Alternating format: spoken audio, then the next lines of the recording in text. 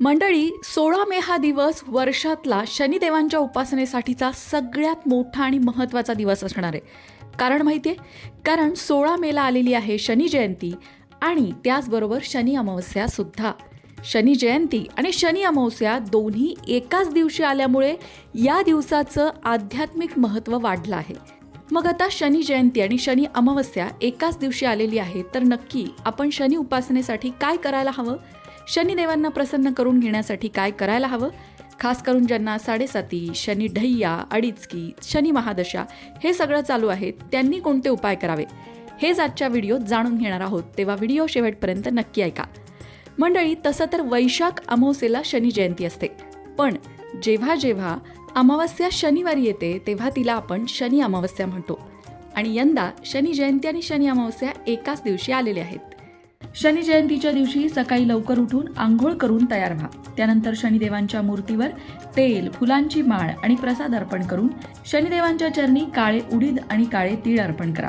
त्यानंतर मोहरीच्या तेलाचा दिवा लावून शनी चालीसाचे पठण करावे. शनी जयंतीला गरजूंना अन्नदान करणं सुद्धा महत्त्वाचं मानलं जातं. शनी जयंतीच्या दिवशी संध्याकाळी पश्चिम दिशेला एक दिवा लावा आणि एका खास मंत्राचा जप करा.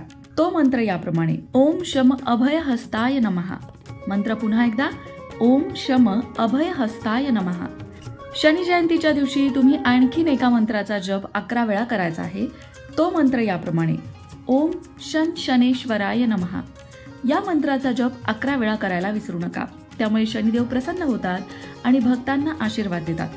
आता बघूया की कोणता महाउपाय तुम्हाला शनी जयंतीच्या दिवशी करायचा आहे. शनी जयंतीला पिंपळाच्या झाडाखाली मोहरीच्या तेलाचा एक दिवा नक्की लावा आणि तिथेच बसून शनी स्तोत्राचं किंवा शनी चालीसाचं पठण करा. तुमच्या ज्या काही अडचणी असतील, ज्या काही समस्या असतील, त्या यामुळे दूर होतील.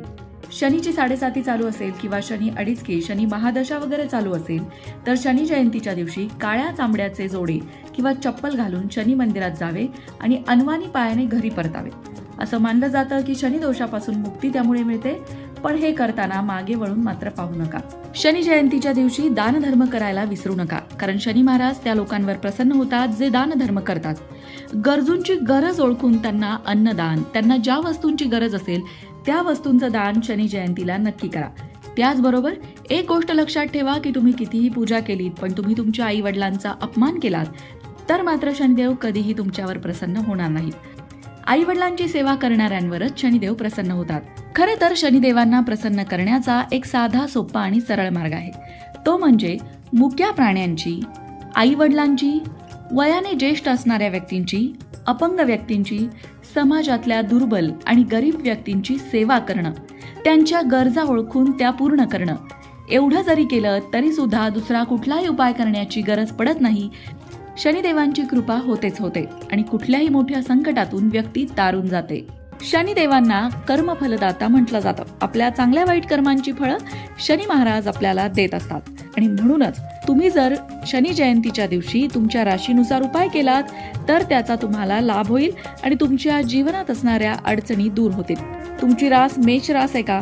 मग तुम्ही शनी जयंतीला घरामध्ये रुद्र अभिषेक करा, त्यामुळे तुम्हाला निश्चितच फायदा होईल. वृषभ राशीच्या व्यक्तींनी शनी जयंतीला महामृत्युंजय मंत्राचा जप करावा. मिथुन राशीच्या लोकांनी शनी जयंतीच्या दिवशी दशरथ कृत नील शनी स्तोत्राचा पाठ करावा. कर्क राशीच्या लोकांनी शनी जयंतीला लोखंडी वाटीमध्ये मोहरीचं तेल घेऊन त्यात आपलं प्रतिबिंब बघून ते तेल दान करावं. सिंह राशीच्या व्यक्तींनी शनी जयंतीला काळे तीळ किंवा अख्खे काळे उडीद दान करावेत. कन्या राशीच्या लोकांनी एका मंत्राचा जप करायचा आहे आणि तो शनिदेवांचा बीजमंत्र आहे. तो मंत्र याप्रमाणे: ओम प्राम प्रीम प्रोम स शनेश्वराय नमः. तुळ राशीच्या व्यक्तींनी शनी जयंतीला शमी वृक्षाला जल अर्पित करावे आणि शमी वृक्षाची पूजा करावी. तुमची रास वृश्चिक आहे का?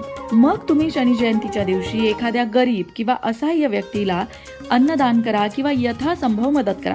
धनु राशीच्या लोकांनी शनी जयंतीच्या दिवशी मुंग्यांना साखर आणि गव्हाचं पीठ खाऊ घालायचंय. मकर राशीच्या लोकांनी शनी जयंतीच्या दिवशी दशरथ कृत नील शनी स्तोत्राचा पाठ करायचा. तुमची रास कुंभ असेल तर कुंभ राशीच्या लोकांनी शनी जयंतीला शनी नक्षत्र आणि शनीच्या होऱ्यामध्ये उत्तम गुणवत्ता असलेला नीलम मणी धारण करावा. पण हा धारण करण्याआधी तज्ञ ज्योतिषांचा सल्ला नक्की घ्यावा. मीन राशीच्या व्यक्तींनी आपल्याहून लहान असणाऱ्यांशी चांगलं वागावं आणि एखाद्या धार्मिक स्थळाच्या मुख्य दाराची स्वच्छता करावी, म्हणजे एखाद्या मंदिरात जाऊन स्वच्छता करावी. याप्रमाणे जर तुम्ही तुमच्या राशीप्रमाणे शनी जयंतीला उपाय केलेत तर तुमच्या जीवनातील समस्या नक्कीच दूर होतील. मंडळी, राशीनुसार उपाय तर तुम्ही कराच, पण त्याचबरोबर काही गोष्टी नक्की लक्षात ठेवा. आई वडिलांचा अपमान करणाऱ्यांना शनिदेव कधीही माफ करत नाही. त्यामुळेच आपल्या आई वडिलांची सेवा करा. आई वडिलांची सेवा करणाऱ्यांवर शनिदेव नेहमी प्रसन्न होतात. सगळ्यात महत्त्वाचं म्हणजे मुक्या प्राण्यांना त्रास देऊ नका. मुक्या प्राण्यांवर कुठल्याही प्रकारचा अन्याय करू नका. हे सुद्धा एक कारण असतं शनिदेव क्रोधित होण्याचं.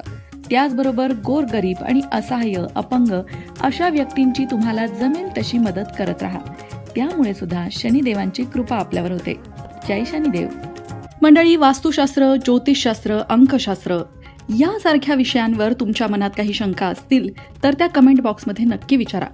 तुमच्या प्रश्नांची उत्तरं घेऊन येण्याचा प्रयत्न आम्ही नक्कीच करू. त्याचबरोबर आणखीन कोणत्या विषयांवरचे व्हिडिओ तुम्हाला ऐकायला आवडतील ते सुद्धा कमेंट करून सांगा, म्हणजे तुम्हाला हव्या असणाऱ्या विषयांवर सुद्धा व्हिडिओ घेऊन आम्ही येऊ. ज्योतिषशास्त्र, अंकशास्त्र, वास्तुशास्त्र यांसारख्या विषयांवरचं योग्य मार्गदर्शन तुमच्यापर्यंत पोहोचवण्याचा आमचा हा प्रयत्न आहे. तेव्हा तुमच्या शंका कमेंट बॉक्समध्ये नक्की विचारा. अशाच प्रकारच्या माहितीपूर्ण व्हिडिओंसाठी लोकमत भक्ती चॅनलला सबस्क्राईब करा आणि बेल आयकॉनवर सुद्धा क्लिक करा, म्हणजे आमच्या नवनवीन व्हिडिओचं नोटिफिकेशन तुम्हाला मिळत राहील. तसंच योग्य आध्यात्मिक मार्गदर्शनासाठी लोकमत भक्तीच्या फेसबुक पेजला फॉलो करायला विसरू नका.